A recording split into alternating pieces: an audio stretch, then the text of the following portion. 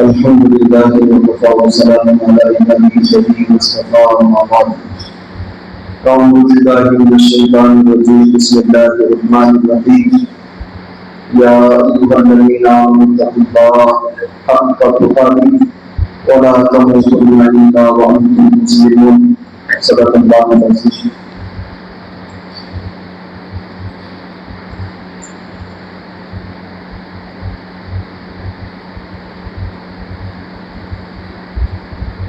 बड़े आदमी बड़ी बात ये कही थी कि हम लोग जिंदगी ऐसे गुजारते हैं जैसे हमको कभी मरना ही नहीं, ऐसे जिंदगी गुजारते और मरते ऐसा है जैसे कभी जिए ही नहीं। हम लोग जिंदगी ऐसे गुजारते हैं जैसे हमको मरना ही नहीं और मरते ऐसे हैं बिल्कुल कोरे जैसे हमने कुछ जिंदगी जिया ही नहीं। नबी सल्लल्लाहु अलैहि वसल्लम का फरमान है, कुन फिद दुनिया का अन्नका गरीब और आबिरू सभी। जिंदगी ऐसे गुजारो जैसे कि चलता हुआ मुसाफिर जिंदगी गुजारता। कोई अजनबी आदमी हमारे घर पे कोई मेहमान आ गए तो कितने दिन रहेगा, दिन, 2 दिन, हफ्ता, 2 हफ्ते, उसको भी मालूम है कि मुझे यहाँ से जाना है। ऐसे ही हर दुनिया में आने वाले को जाना है। कुल फिर दुनिया का अन्ना का गरीब, अजनबियों की तरह, मेहमानों की तरह जिंदगी गुजारो। अब आप एक सबीर या चलते हुए मुसाफिर की तरह जिंदगी गुजारो। नबी सल्लल्लाहु अलैहि वसल्लम से ये कहा गया था, इश मा शिता फइन्नका मय्यित। ऐ मोहम्मद सल्लल्लाहु अलैहि वसल्लम, आप जी लो आप, जितना आपको जीना है जी लो, लेकिन एक दिन आपको मौत आएगी। वामल मा शिता फइन्नका तुजज़ा बिहा, कि भाई आपको जो अमल करना है वो अमल कर लो, एक एक अमल का आपको बदला दिया जाएगा। और फिर ये कहा गया था, वअहबिब इला मन शिता, आपको जिससे मोहब्बत करना है आप उससे मोहब्बत करो। एक दिन या तो आप उससे जुदा हो जाएंगे या फिर वो आपसे जुदा हो जाएगा। यानी दुनिया में कोई भी हमेशा रहने के लिए नहीं आया। हम लोग जिंदगी ऐसे गुजारते हैं जैसे कभी जिए ही नहीं। हम लोग जिंदगी ऐसे गुजारते हैं जैसे हमको मरना ही नहीं है, और मरते ऐसा है जैसे कि हम लोग कभी जिए ही नहीं। इसलिए किताबों में लिखा है कि जो आदमी मर गया वो बहुत सारी मुसीबतों से नजात पा गया। उन मुसीबतों में से एक मुसीबत ये है कि अब उसको मलकुल मौत को देखना नहीं पड़ेगा। हमको दिखेगी मलकुल मौत, रूह निकालने वाला फरिश्ता हमको नजर आएगा। अब जिसकी एक मरतबा मौत आ गई वो इस मुसीबत से बच गया। दूसरा ये है कि वो मौत की तकलीफ से बच गया। शेख ज़करिया रहमतुल्लाह अलैह के बेटे थे मौलाना तन्हा साहब रहमतुल्लाह अलैह, उनकी खानका में जुमला लिखा हुआ था, इसको बहुत ध्यान से सुनिए। एक आदमी का इंतकाल हुआ, छोटे छोटे बच्चों को छोड़कर गया। हम सब क्या कहेंगे, भाई देखो ना, मासूम बच्चों को छोड़कर चला गया, अब इन बच्चों का क्या होगा। सब हम ऐसा कहते हैं। 2-3 साल के बच्चे हैं, कभी कभी तो ये कहते हैं 2 के बच्चे को छोड़कर चला गया, अब इसके बीवी का क्या होगा, इसके बच्चों का क्या होगा। तो मौलाना तन्हा साहब रहमतुल्लाह अलैह की खानका में लिखा हुआ था, किसी के जुबान पर ये लफ्ज कभी नहीं आता कि इस मरने वाले का कब्र में क्या होगा। जो लोग जिंदा है इनकी तो जिंदगी गुजर जाएगी, लेकिन वो कब्र में जो आदमी गया है उसका क्या होगा। तो हम आमतौर पर शोर पुकार तज़किरे तबसरे करते हैं, भाई फुला आदमी का इंतकाल हो गया, छोटे छोटे बच्चों को छोड़कर मरा है, इसके बच्चों का क्या होगा। नई नवेली दुल्हन को छोड़कर मरा है, इसकी बीवी और दुल्हन का क्या होगा। किसी की जुबान पर, किसी के दिल और दिमाग में बात नहीं आती इस मरने वाले का कब्र में क्या होगा। किताबों में लिखा है कि जब रूह निकाली जाती है, रूह, तो उसकी तकलीफ ऐसी होती है जैसे बैक वक्त एक साथ एक वक्त में 300 से ज्यादा तलवारें हमारे बदन पर डाल दी जाए एक साथ, एक वक्त में। एक आदमी पर अगर 300 से ज्यादा तलवारें चलाई जाए कितनी तकलीफ होगी? इससे ज्यादा तकलीफ मय्यत को रूह निकालते वक्त होगी।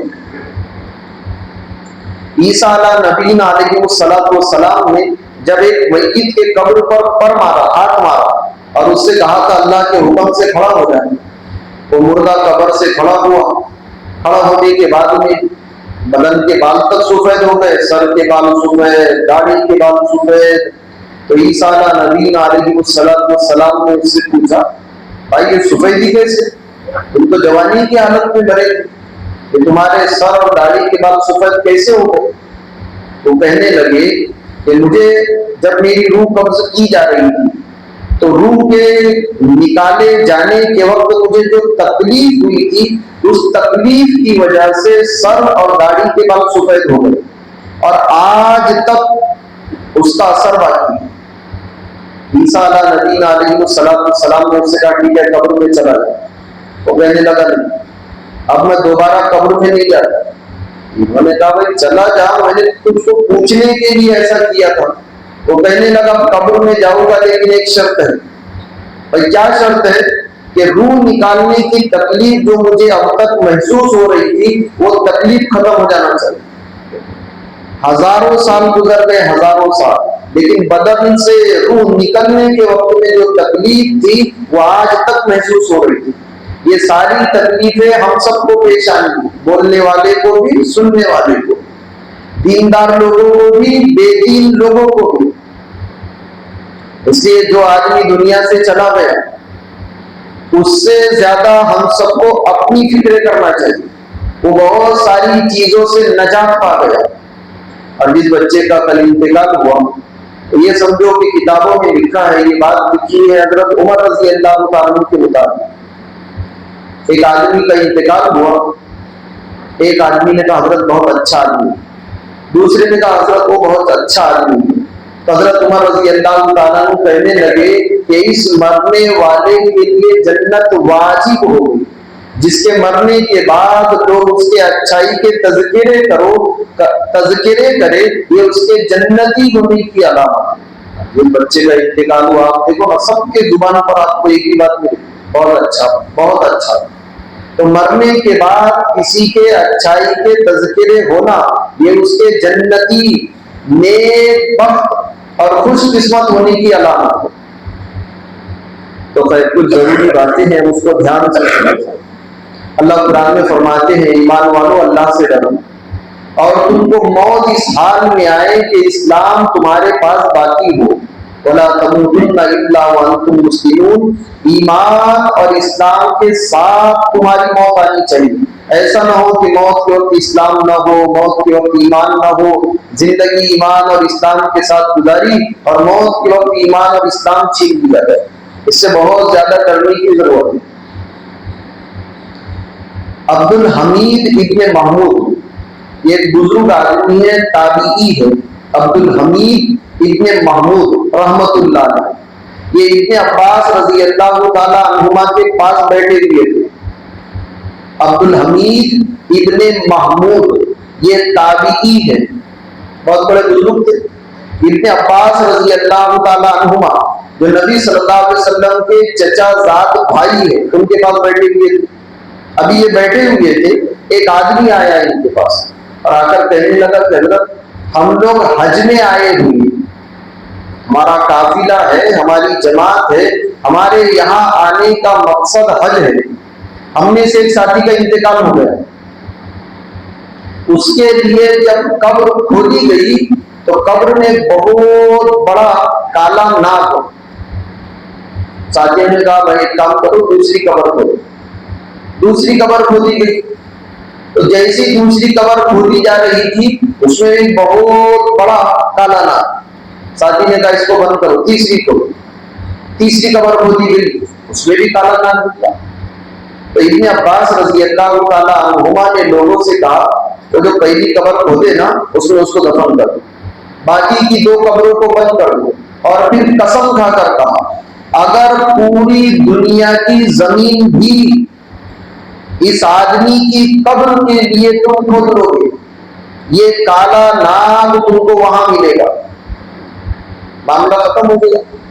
दो कब्रों को बंद कर दिया गया, पहली कब्र में उसको डाल दिया गया, दफन कर दिया गया। अब वो बुजुर्ग कहते हैं, अब्दुल हमीद इब्न महमूद रहमतुल्लाह अलैह के फिर लोग उसकी बीवी के पास गए और जाकर बीवी से पूछा, भाई तेरे शोहर का ऐसा कौन सा अमल था कि अल्लाह ने इतनी बड़ी मुसीबत में उसको डाल दिया? अमल सुनना आपको।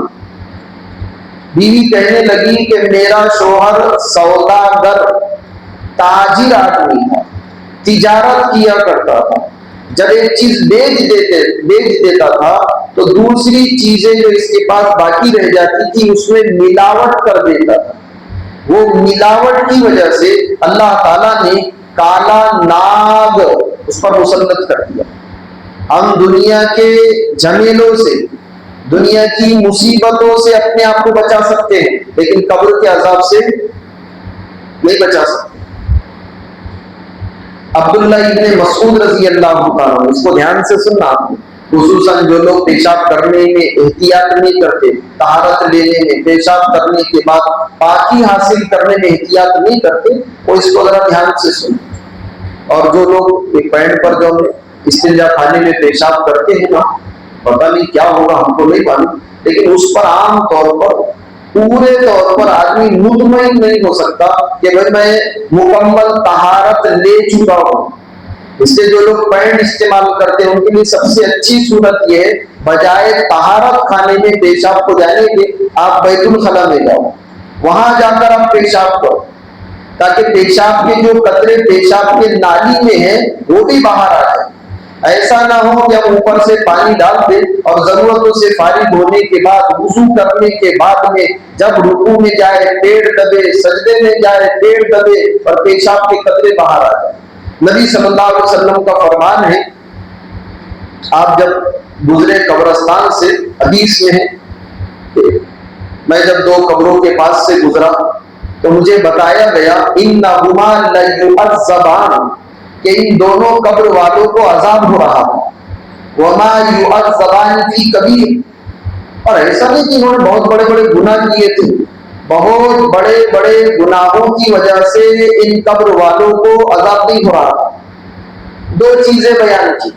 नंबर एक, उन दो में से एक आदमी चुगलखोरी किया करता था और दूसरा आदमी पेशाब के छींटों से अपने आप को नहीं बचाता था। तो कितने छोटी छोटी बीमारियां हैं।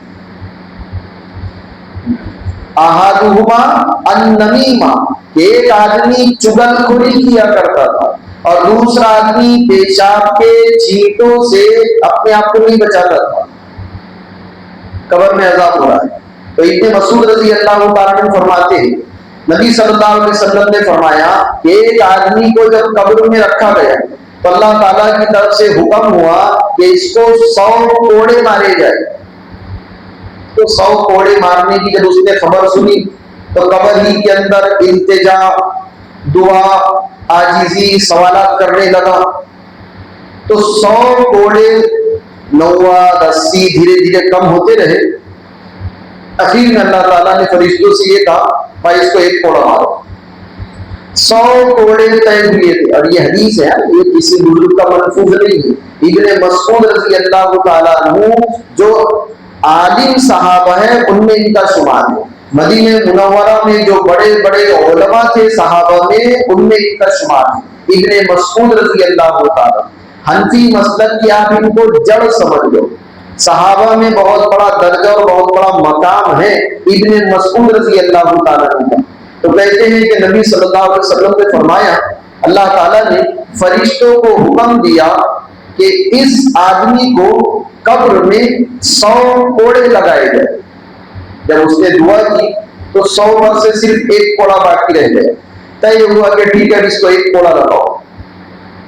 फरिश्तों ने जैसे ही उसको एक कोड़ा मारा तो उसकी कब्र आग से भड़क, पूरी कब्र में आग ही आग, बेहोश हो गए।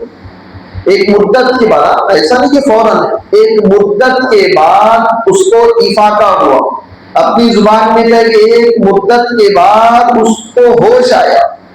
जब होश आया तो उसने फरिश्तों से पूछा, भाई तुमने मुझे जो कोड़ा मारा था, ये कोड़ा किस गुनाह की वजह से? बहुत ध्यान से सुनना।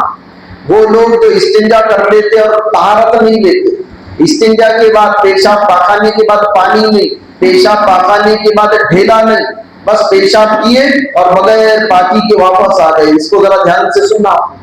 भाई मस्जिद में चल, मुझे तहारत नहीं है, तो तहारत कोई दुकान पर मिलेगी?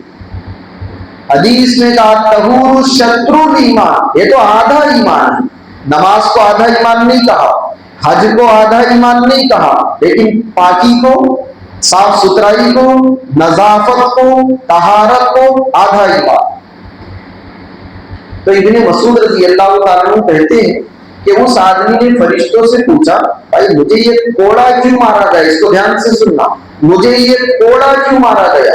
तो फरिश्ते कहने लगे कि सल्लैता सलातन बिगैरि कुबूर, एक मर्तबा तूने नमाज पढ़ी थी बगैर वुजू के, बगैर तहारत के तूने नमाज पढ़ी थी। वो बगैर वुजू और बगैर तहारत के नमाज पढ़ने की वजह से तुझे ये कोड़ा मारा गया।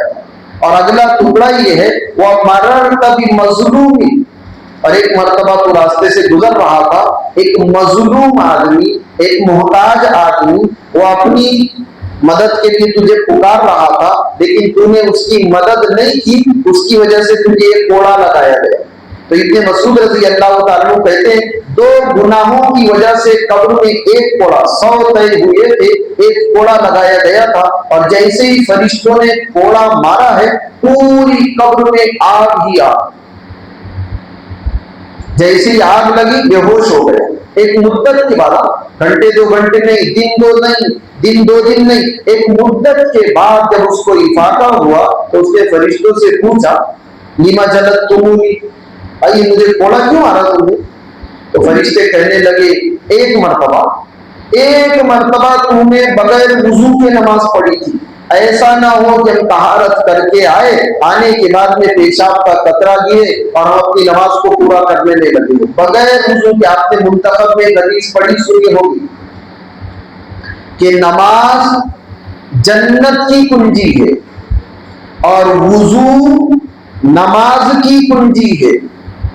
बगैर वुजू के नमाज नहीं, जैसे बगैर नमाज के दीन नहीं, ऐसे ही बगैर वुजू के नमाज नहीं। तो साहबी कहने लगे, इब्ने मसूद रज़ी अल्लाह तआला अन्हु, वो आदमी पूछने लगा कोड़े क्यों मारे?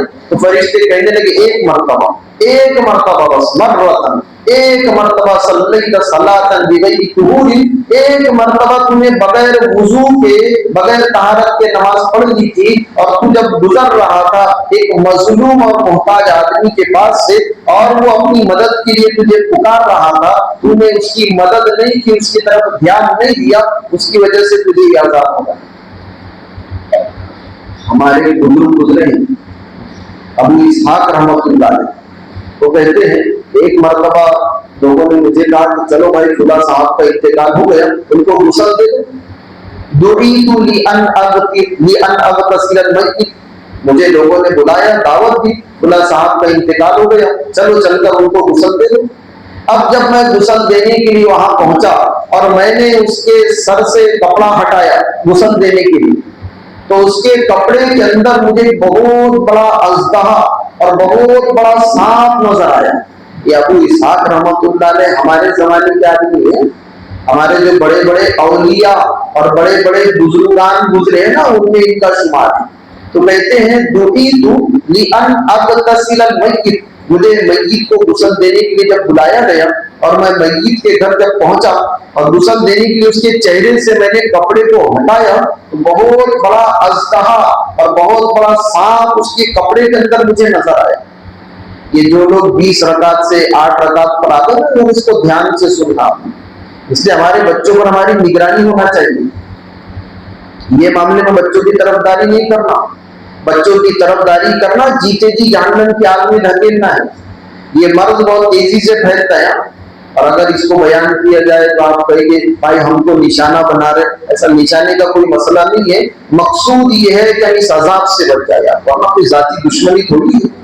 अबू इसहाक रहमतुल्लाह अलैह कहते हैं जब उसके कपड़े से, उसके चेहरे से जब मैंने कपड़े को हटाया गुस्ल देने के लिए, ये कपड़ा हटा देते हैं, लुंगी पहना देते हैं गुस्ल के लिए, जैसे ही कपड़ा हटाया तो उसके कपड़े और जिस्म दोनों के बीच में एक बड़ा अजदहा और बड़ा सांप। मैं वापस चला गया, मैंने गुस्ल नहीं किया। फिर मैंने लोगों से पूछा भाई क्या बात है, ये अजदा यहाँ पर कैसा, वजह सुनना आपको। लोग कहने लगे ये सहाबा को बुरा भला कहता था, सहाबा को। और अल्लाह माफ करे आज भी ऐसी मखलूकात आपको नजर आएगी जो ये कहेगी कि हम तो मोबाइल में बयान सुनने के आती हो गए, अब तो हमको मसाइल अगर पूछना है तो हम मोबाइल से अपने मसाइल को हम करवाते हैं। बाज बेवकूफ कह लो, आप नादान लोग कह लो, हजरत उमर रजी अल्लाह तआला अन्हु को तरावी के मामले में बिदती कहते हैं। अगर हजरत उमर रजी अल्लाह तआला बिदती है तो हम कौन है? नबी सल्लल्लाहु अलैहि वसल्लम और हम तक दीन के पहुंचने का सबसे मजबूत जो वसीला है, नबी सल्लल्लाहु अलैहि वसल्लम और हम तक दीन के पहुंचने का सबसे कवी जो सबब है वो सहाबा रजी अल्लाह तआला अन्हु। अगर उम्मत का सहाबा पर से एतमाद खत्म हो गया ना तो दीन खोखला हो जाएगा हमारा। नबी सल्लल्लाहु अलैहि वसल्लम फरमाते हैं सहाबतु कुल्लुहुम अदू, सारे के सारे सहाबा सच्चे, सारे के सारे सहाबा अमानतदार। नबी सल्लल्लाहु अलैहि वसल्लम पहले अमानतदार है, अगर उनके ईमान के बारे में हमको शक हो गया तो क्या होगा हमारा? इसलिए गुजारिश है, कयामत की अलामतों में से एक अलामत है कि बाद वाले लोग अपने पहले लोगों को बुरा भला कहेंगे।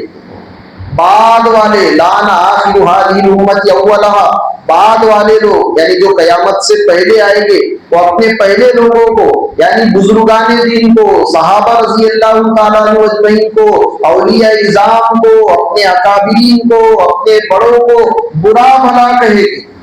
और ये बुरा भला कहना उनके लिए नुकसान और खसरान का सबब होगा। तो कहते हैं अबू इसहाक रहमतुल्लाह अलैह जैसे मैंने उसके चेहरे से कपड़ा हटाया तो मुझे बहुत बड़ा अजदहा और सांप नजर आया। लोगों से वजह पूछी, लोग कहने लगे ये मरने वाला सहाबा को बुरा भला कहता। इसलिए जो लोग बयानों में मोबाइलों में अभी वो इंजीनियर साहब के जो बयान सुन रहे हैं जरा ध्यान से सुने आप, ये लोग सहाबा की शान में गुस्ताखियां करते हैं, कोई फायदा नहीं है। जरूरी नहीं कि आप हमसे मसले पूछो, अपने मसलक के किसी भी मोतबर आलिम से आप मसले पूछो।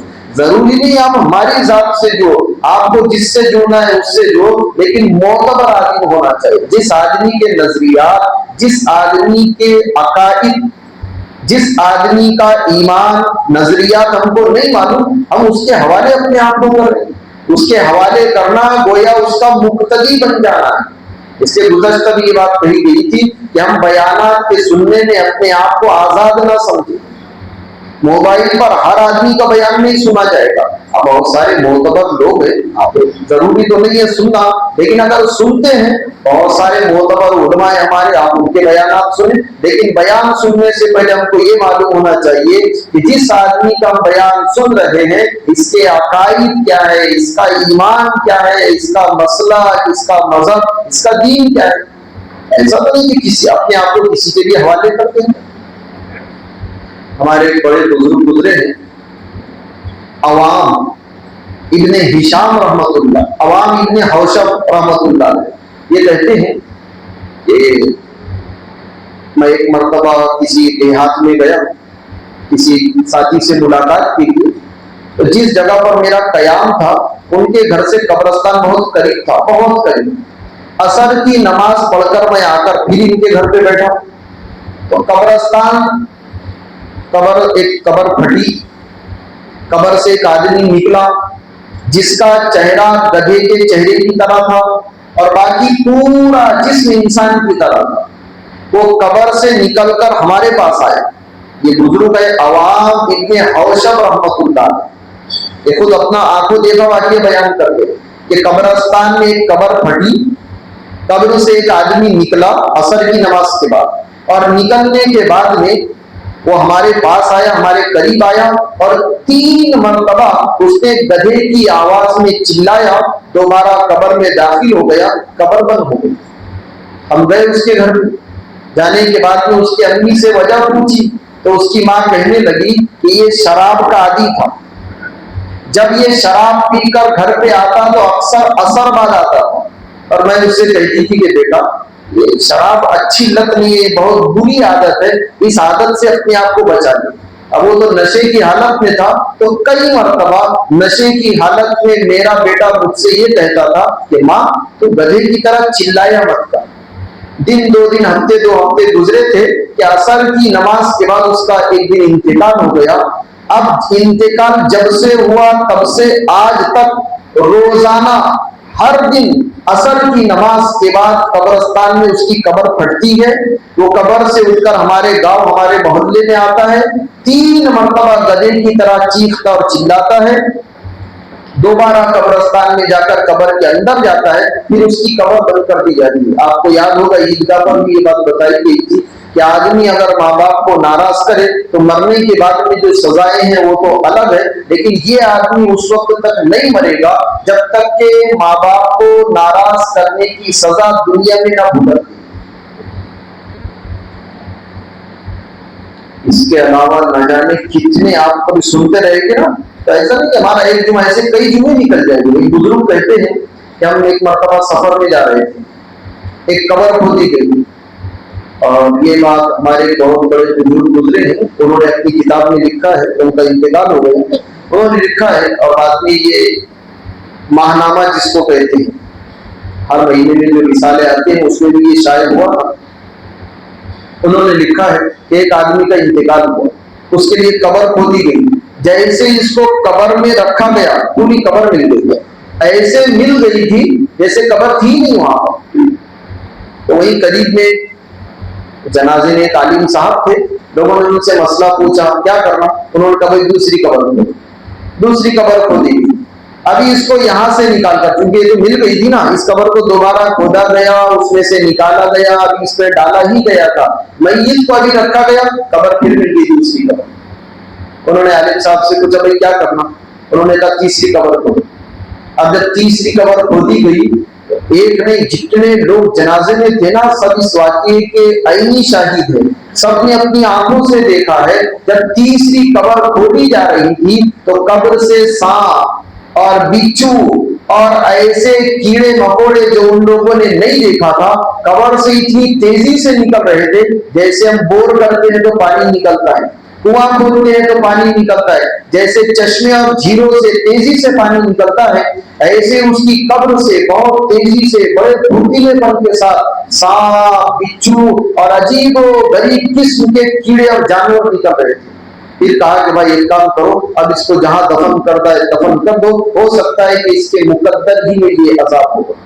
वजह पूछी गई क्या वजह थी, तो किसी ने कोई वजह नहीं बताई, लेकिन खुलासा ये है कि आदमी जैसे जिएगा वैसे इसको मौत आएगी, और जैसे मौत आएगी ना वैसे इसको उठाया जाएगा।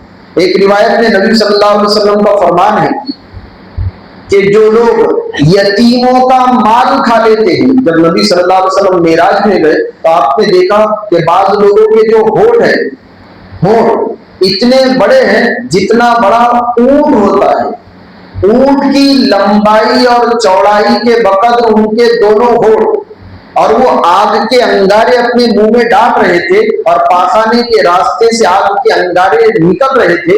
नबी सल्लल्लाहु अलैहि वसल्लम ने पूछा जिब्राइल ये कौन लोग हैं, तो जिब्रील अलैहिस्सलाम ने कहा था ये वो लोग हैं जो यतीमों और मिस्कीनों का माल छीन कर खा जाते हैं, यतीमों और मिस्कीनों का माल छीन कर खा जाते हैं। जब नबी सल्लल्लाहु अलैहि वसल्लम आगे चले तो आपने देखा कि बाज लोग ये जो पहलू है, पहलू तो फरिश्ते पहलू का गोश्त निकालते हैं, उसको भून कर खुद उसी को खिलाते हैं जिसके बदन का गोश्त निकाला गया था। फरिश्ते काटते हैं गोश्त को, उसके पहलू के गोश्त को फरिश्ते निकालते हैं और उसको खिलाया जाता है। नबी सल्लल्लाहु अलैहि वसल्लम ने पूछा जिब्रील ये कौन लोग हैं, तो इतना छोटा गुनाह नहीं, और ये तो इतनी बड़ी बीमारी है, बहुत आम बीमारी है, जैसे खांसी जुकाम सर्दी है ना, उससे आम बीमारी। नबी सल्लल्लाहु अलैहि वसल्लम ने पूछा जिब्रील ये कौन है, कि फरिश्ते उसके पहलू का गोश्त निकालते हैं और उसी को खिलाते हैं। जिब्रील अलैहिस्सलाम कहने लगे ये वो आदमी है जिसमें दो बीमारियां थी, नंबर 1 चुगलखोरी और नंबर 2 ऐब चीनी, यानी लोगों के अंदर ऐबों को ढूंढना, लोगों के ऐबों को तलाश करना। और तबलीग का मकसद क्या है जी? तबलीग का इम्तियाज जो है वह है खूबियों का लेन देन, अच्छाई देना, अच्छाई देना, बुराई के तज़किरे, अच्छी चीज दे दो, अच्छी चीज दे दो। इसलिए फजर बाद जब बयान हुआ था उसमें ये कहा गया था कि हर काम करने वाला तावीला तावीला था, तावील करे। कोई बुराई नजर आ रही थी, अच्छी तावील कर लो। दौरे सहाबा में सहाबा के अंदर तावीलात थी, हमारे यहाँ पर तावीलात नहीं है, हमको हमारे यहाँ तो क्या क्या नहीं मालूम हमको। तो कहने लगे कि फरिश्ते जो गोश्त निकालकर उसी को खिलाते हैं। तो पूछा ये कौन लोग हैं? कहा इनके अंदर दो बीमारी है, एक तो चुगलखोरी की और दूसरे लोगों के अंदर ऐब तलाश करने की। नबी सल्लल्लाहु अलैहि वसल्लम जब मेराज में फिर आगे चले तो आपने देखा कि बाज औरतें वो है, जैसे हम पोते उठाते ऐसा हुक डालते हैं उसमें, तो बाज औरतें वो है कि हुक जो है वो उनके पिस्तानों में डालकर उनको औंधे लटकाया गया था। नबी सल्लल्लाहु अलैहि वसल्लम ने पूछा जिब्रील ये कौन है? कहा ये वो औरतें हैं जो बदकारी में और जीनाकारी में मुबतला रहा करती थी और पर्दे और अल्लाह के अहकामात का एहतिमाम नहीं करती। आप आगे चले, आपने देखा कि एक दस्तरखान पर आला किस्म उम्दा किस्म का गोश्त और खाना रखा हुआ है और एक दस्तरखान पर सड़ा गला ताफुन बदबू भरा खाना रखा हुआ है। अपनी जुबान में लगे जिसमें कीड़े पड़ गए, जिसमें इल्लियां हो गई, और लोग अच्छे खाने को, उम्दा और आला किस्म के खाने को छोड़कर उस सड़े हुए और बदबूदार जिसमें कीड़े पड़े हुए थे उस खाने को खा रहे थे। नबी सल्लल्लाहु अलैहि वसल्लम ने पूछा जिब्रील ये लोग अच्छे खाने को छोड़कर खराब खाने को क्यों खाते हैं? कहा ये वो लोग हैं जो अपनी बीवियों को छोड़कर अजनबी और पराई औरतों के साथ अपना मुंह काला किया करते थे। उनको सजा ये मिलेगी कि कयामत तक ये सड़ा गला हुआ खाना खाए। एक नहीं, दो नहीं, दसियों, सैकड़ों, हजारों। हमारे पास तो छोटा सा इल्म है, कोई बड़ा आलिम जब आपको ये सुनाएगा ना वो तो इतनी चीजें सुनाएगा कि वक्त कम पड़ेगा। इसलिए जैसे आदमी जिंदगी गुजारेगा वैसे उसको मौत आएगी, और जैसी मौत आएगी वैसे ही उसको कब्र से उठाया जाएगा, और फिर जैसा आदमी कब्र से उठेगा ना वैसे ही उसके साथ मामला होगा। अल्लाह फरमाते हैं ईमान वालों अल्लाह से डरो और मौत इस हाल में आए कि तुम्हारा ईमान तुम्हारे पास बाकी होना चाहिए। तो कितनी मैयतें हो गई 2-4 दिनों में हमारे यहाँ, हम सबको भी जाना है। ऐसा नहीं कि सिर्फ चंद लोग जाएंगे, जो आदमी दुनिया में आया उसको जाना है। ये एक ऐसा मर्ज है कि इसका इलाज नहीं। मौत ऐसी बीमारी है पूरी दुनिया के डॉक्टर इसका इलाज नहीं कर सकते। जिसके सदके में अल्लाह ने कायनात बनाया उनसे कहा गया भाई आप जब तक जीना है ना जी लो, उसके बाद भी आपको मौत आएगी। हत्ता कि एक वक्त ही आएगा कि जो मौत है उसको भी मौत दे दी जाएगी, फिर मौत का सिलसिला ही खत्म हो जाएगा। तो अभी क्या करना है हम सबको? सबसे पहला काम, हर आदमी अल्लाह ताला से सच्ची पक्की तौबा करेंगे सब। तो भाई अभी मैं बोल रहा हूँ, नीचे उतरने के बाद क्या होगा नहीं मालूम, अभी हम हयात है जीने के बाद हमारा क्या होगा नहीं मालूम। आपको याद होगा यहीं पर एक बात बताई गई, एक मर्तबा ऐलान हुआ कि भाई असर की नमाज के बाद में जनाजा हो। अब असर की नमाज के बाद में 2-2 जनाजे आए। लोग पूछ रहे थे कि 2 जनाजे कैसे? का एक तो जिसका ऐलान हुआ था उसका जनाजा है और दूसरा जिसने ऐलान किया था उसका जनाजा है। हजरत उमर रज़ी अल्लाह तआला अन्हु कहा करते थे रोजाना ऐलान होता है, रोजाना आज ये मरा, आज ये मरा। एक दिन तो ऐलान होगा भाई आज तो उमर ही मर गए, ये तो तय है बिल्कुल, ऐलान करने वाले के ऐलानात हो। इसलिए अक्लमंद आदमी उसको कहा गया जो मौत से पहले मौत की सब तय करेंगे। रोजाना सोने से पहले हम इस्तिगफार करेंगे सब, कम से कम 3 मरतबा अस्तगफिरुल्लाह अल्लज़ी ला इलाहा इल्ला हुवल हय्युल क़य्यूम व अतूबु इलैह। ये इस्तिगफार 3 मरतबा करके सो जाओ। हम कोई बहुत बड़े बुजुर्ग तो है नहीं कि हमसे गुनाह होगा। हमारा हाल तो ये है कि हर कदम पर हमसे गुनाह होता है। हमारी हर उठने वाली आंख अल्लाह के नाराजगी के साथ नीचे बैठती है। हदीस में कहा गया कुल्लु बनी आदम खत्ताऊन, हर इंसान से गुनाह होता है, व खैरु खत्ताईन अत्तवाबून, लेकिन बेहतरीन गुनाहगार वो है जो गुनाह के बाद में गुनाह से तौबा करे। तो रोजाना अल्लाह ताला से जब भी आपको मौका मिले माफी मांगते रहिए, कर लेंगे वही सब। अल्लाह ताला हम तमाम को इस बनने से अभी ऐसे बैठ जाए जैसे हम लोग कायदे में बैठे।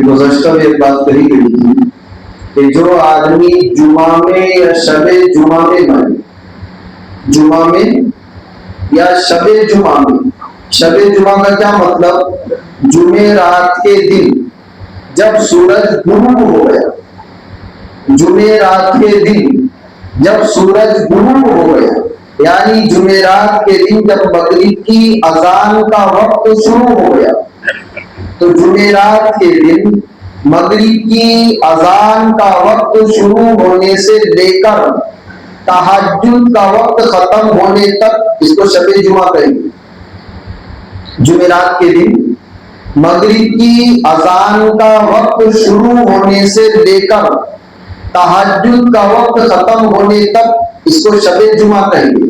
तो अगर किसी का जुमा में इंतकाल हो या शबे जुमा में इंतकाल हो, यानी जुमेरात के दिन मगरिब की अजान के बाद से कभी भी इंतकाल हो, तो किताबों में हदीसों में इनके मुताबिक बहुत सारी बशारतें हैं। उसमें से एक ये है कुतिबा लहू अजरु शहीद मम्मात यौमल जुमुअती, कुतिबा लहू अजरु शहीद, जो आदमी जुमा के दिन मरे या शबे जुमा में मरे तो उसको शहीद के बराबर सवाब दिया जाएगा। एक रिवायत में वक़ाहुल्लाहु फितनतल क़ब्र मम्मात यौमल जुमुअती और लैलतल जुमुअती वक़ाहुल्लाहु फितनतल क़ब्र, जो आदमी जुमा के दिन या शबे जुमा में दुनिया से जाता है, अल्लाह ताला कब्र के फितने से, कब्र के अजाब से और कब्र की मुसीबतों से उसको बचा लेंगे। और बाज़ किताबों में लिखा है कि उससे सवाल और जवाब नहीं होगा। सवाल और जवाब को आप थोड़ा सा एक तरफ उठाकर रख दो, लेकिन ये बात तय है कि जो आदमी जुमा में या शबे जुमा में अगर दुनिया से जाता है तो कयामत तक उसको अजाब नहीं होगा। और आप ही लोगों ने बयानों में कहा है, सुना है कि जिसकी कब्र की जिंदगी अच्छी गुजर गई तो बाकी की सारी जिंदगी, अब हम सवाल करें भाई फुला आदमी ने तो ऐसी जिंदगी गुजारी, तो हम कोई फैसल नहीं, अल्लाह ताला को किसकी कौन सी अदा पसंद आ जाए हमको नहीं मालूम। हर मुसलमान के बारे में हमारा गुमान अच्छा होना चाहिए, सोच अच्छी होना चाहिए। जब तक गुमान और सोच अच्छे होंगे तब तक अल्लाह ताला की तरफ से फैसले अच्छे होंगे। तो जो जुमा में या शबे जुमा में दुनिया से जाए उसको शहीद के बराबर शहीद नहीं मरेगा। हदीस के अल्फाज है कुतिबा लहू अजरु शहीद, वो शहीद होकर नहीं मरेगा लेकिन शहीद के बराबर उसको सवाब दिया जाएगा। वक़ाहुल्लाहु फितनतल क़ब्र, जो जुमा में या शबे जुमा में दुनिया से जाएगा अल्लाह ताला कब्र के फितने से और कब्र के अजाबात से उसको बचा लेंगे। एक कौल ये है कि कयामत तक उसको अजाब नहीं होगा। अगर कयामत तक अजाब नहीं होगा तो बाकी भी इंशाअल्लाह उसको अजाब। करना क्या चाहिए, चंद जरूरी बातें, दो चार बातें उसको बहुत ध्यान से सुने। आइंदा सबके लिए, किसी एक के लिए नहीं, क्योंकि मरना हम सबको, हम सब वसीयत करें, साफ साफ लफ्जों में सुनना। आपको यहाँ से जब हम अपने घर जाए तो अपन मौत कब आएगी नहीं मालूम, किसकी कब आएगी नहीं मालूम, सोच भी नहीं सकता है कि मेरे साथ ऐसा होने वाला है। तो हम सब अपने घर की मस्तूरात को, मर्दों को ये वसीयत करें कि देखो अगर मेरा इंतकाल हो गया तो किसी अजनबी औरत को मेरा दीदार मत कराना, ये बोलना पड़ेगा आपको। अगर ये नहीं कहे हमने, ये बोले बगैर अगर मर गए और फिर हमारे मरने के बाद अजनबी औरतें आकर अगर हमको देखती है तो अजनबी औरतें अगर हमको देखती है तो उनको गुनाह मिलेगा ना। तो जितना गुना उनको मिलेगा उन सबके बराबर गुना इस मरने वाले को मिलेगा। उनमें से एक एक को एक एक का गुना मिलेगा। अगर 30 औरतें देखकर गई तो इसको 30 का गुना मिलेगा। मरने से पहले अगर हमने ये वसीयत कर ली, घर की औरतों से ये कहा, देखो अगर मेरा इंतकाल हो गया किसी अजनबी औरत को मेरा दीदार मत करा, वो मर गए हम बोलकर। अब इतना बोलने के बाद भी अगर औरतें हमको देखती है तो अब देखने वालों को गुनाह मिलेगा, अब मैयत को गुनाह नहीं मिलेगा। उल्टा कर दो, औरत मरने से पहले ये वसीयत करी, ये बात जाकर घर की मस्तूरात को बताए हम, वरना हाल ये है कि लोग जीते जी को गुनाह करते हैं, आंखों का मरने के बाद भी गुनाह करते हैं। औरतें मरने से पहले ये कहे, देखो अगर मेरा इंतकाल हो गया किसी अजनबी मर्द को मेरा दीदार मत करा। अगर इतना कहने के बाद अगर औरत मर जाए, मेरा इंतकाल हो गया किसी अजनबी मर्द को दीदार मत कराना, फिर वो मर गई, और फिर अगर लोग उसको देखते हैं तो देखने वालों को गुनाह मिलेगा, इस मरने वाली को गुनाह नहीं मिलेगा। लेकिन अगर वसीयत किए बगैर वो खातून मर गई, उसने वसीयत नहीं की, मर गई, अब लोग अगर उसको देखते हैं तो देखने वाले भी गुनाहगार है अजनबी मर्द, और इस खातून को भी गुनाह मिलेगा। तीसरी बात, हम सबको ये वसीयत करना पड़ेगा, घर पे बोलने वाला भी सुनने वाले भी सबको ये वसीयत करना पड़ेगा, भाई अगर मैं मरा ना तो चिल्ला कर मत रोना, चीख कर मत रोना, शोर पुकार मत रोना, तो फितरी चीज है, लेकिन आवाज के साथ रोना, तारीफी कलिमात बयान करके रोना, उसको कहते हैं नुहा करना। ये वसीयत करना पड़ेगा, अगर मैं मरा चिल्ला कर मत रोना, तारीफात के पुल बांध कर मत रोना। अगर ये वसीयत किए और मर गए, फिर अगर घर वाले रिश्तेदार चिल्लाकर रोते हैं उनको गुनाह मिलेगा, इसको मय्यत को गुनाह नहीं मिलेगा। और अगर हमने वसीयत नहीं की, मर गए, घर वाले अगर चीख कर चिल्लाकर रोते हैं तो उनको गुनाह अगर मिलता है तो मरने वाले को भी गुनाह मिलेगा। इस बात की अलामत है कि मरने वाला उनके इस अमल से राजी है। 4 चीजें हुई, एक तो वसीयत ये करना है कि अगर मैं मरा किसी अजनबी औरत को मेरा दीदार मत करा। वसीयत करने के बाद औरतें दीदार करेंगी, उनका मसला है, हमको गुनाह नहीं मिलेगा। दूसरा ये कि ये कहे कि अगर मैं मरा तो चिल्लाकर और चीख कर मत रोना। अगर ये वसीयत करने के बाद वो चीख कर चिल्लाकर रोते हैं तो वो मुजरिम और गुनाहगार होंगे, मरने वाला मुजरिम और गुनाहगार। और आखिरी बात ये है, ये जो हम मुंतकिल करते हैं, हमने इससे पहले भी एक बात कही, साफ साफ किसी पर तनकीद नहीं। मिसाल के तौर पर कोल्हापुर के रहने वाले अमरावती चले गए, इंतकाल हुआ तो 4-5 साल से वहां रह रहे थे, अमरावती में इंतकाल हुआ, क्या करना, कोल्हापुर लाकर दफन करो, ये तरीका गलत है। अब जहां इंतकाल हो वहीं पर दफन करो। ये आज का जो मामला है ये अलग है, कोल्हापुर रहने के लिए नहीं गया भैया। बाद लोग ये मिसाल दे रहे हैं, कोल्हापुर छोड़कर हम किसी और गांव में चले गए, कहा दहंडा रहते थे, कोल्हापुर आ गए, अब इंतकाल हो गया, यहाँ से इनको दहंडा ले जाकर दफन करो, ये तरीका गलत है। जब एक मुद्दत तक आप उस गांव में, उस इलाके में, उस शहर में हैं, वहीं पर दफन करना चाहिए। कब्र को एक जगह से दूसरी जगह मुंतकिल करना सहाबा ने, नबी सल्लल्लाहु अलैहि वसल्लम ने, शरीयत इस्लाम ने इसको पसंद नहीं किया। हाँ, अगर कोई मजबूरी है तो एक अलग बात है, लेकिन ऐसा उसूल नहीं बनाना चाहिए कि रहेंगे कभी भी और दफन अपने रिश्तेदारों के साथ होगी। और आपको ताज्जुब होगा, नबी सल्लल्लाहु अलैहि वसल्लम कहाँ दफन है जी, और ओहद पहाड़ देखो, 3-3.5 किलोमीटर के करीब है वहां, बस इतना फासला है, 3 से 3.5 किलोमीटर, 4 किलोमीटर शुमार करो, इससे ज्यादा नहीं। नबी सल्लल्लाहु अलैहि वसल्लम के सगे चचा, जिनको सारे शहीदों का सरदार कहा गया, कहाँ दफन हुए, ओहद में, जन्नतुल बकी में भी नहीं। बड़े बड़े सहाबा जन्नतुल बकी में दफन है, और नबी सल्लल्लाहु अलैहि वसल्लम के चचा को कहाँ दफन किया गया, 4 किलोमीटर को, क्या 4 किलोमीटर ला नहीं सकते थे वो? और हमारे कितना एहतिमाम होता है इसके बारे में। इसलिए आप अपने रिश्तेदारों को बाल दो बढ़ जाते हैं, पढ़ने की बात नहीं है, जिस गाँव में आप रह रहे हैं वही पर। ऐसा तो है नहीं कि रिश्तेदारों के पास जाएंगे ये सारे लोग सिफारिश करेंगे, ये तो बहुत घिनौना तरीका है। कुछ बातें हैं उसको इंशाअल्लाह आइंदा भी सुनेंगे। अल्लाह ताला हम तमाम को सही समझ नसीब फरमाए।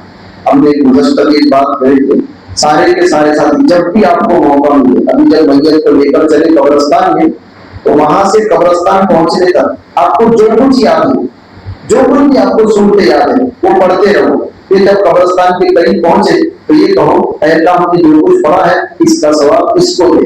तो हम बातें बातें करते हुए जाते हैं, हंसी मजाक करते हुए जाते हैं।